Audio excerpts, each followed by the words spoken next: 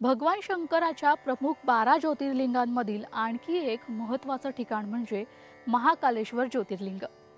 महाकालेश्वर ज्योतिर्लिंग मध्य प्रदेश येथील उज्जैन येथे स्थापित आहे। तसेच हे भगवान शंकराचं सर्वात पवित्र स्थानही मानलं जातं।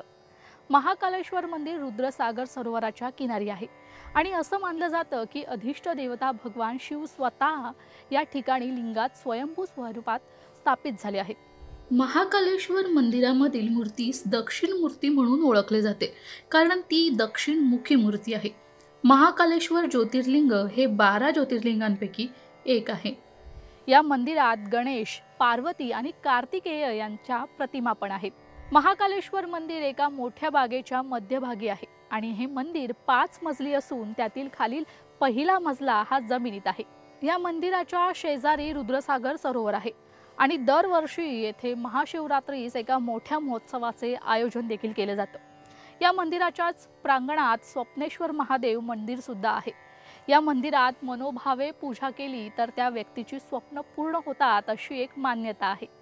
हे एक सदाशिव मंदिर असल्याने येथे भक्त मोठ्या भक्तिभावाने स्वप्नेश्वराची पूजा करतात। या मंदिरात माता स्वप्नेश्वरीचाही वास असल्याचं मानलं जातं आणि त्यामुळे असंख्य माता भगिनी आपल्या मनोकामनाचे साकडे त्यांच्याकडे घालतात। याशिवाय हे मंदिर 18 शक्तिपीठांपैकी एक मानलं जातं। हा व्हिडिओ तुम्हाला आवडला असेल तर कमेंट करून नक्की सांगा। यासाठी लोकशाही फ्रेंडलीला लाईक, शेअर आणि सबस्क्राईब करा।